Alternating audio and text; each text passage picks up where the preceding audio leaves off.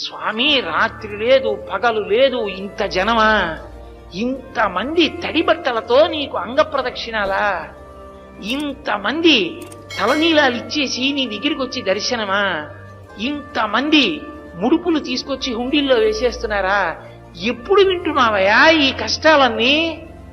కళ్ళందుకే ఇలా నామాలు పెట్టేసుకుని నిద్రాముద్రాం నిఖిల జగతి రక్షణే జాగరూకం అని దక్షిణాయనంలో పడుకున్నవాడు ఆంతరంగంలోకి చూసినట్టు వచ్చే వాళ్ళ మనస్సులు చూస్తాడు.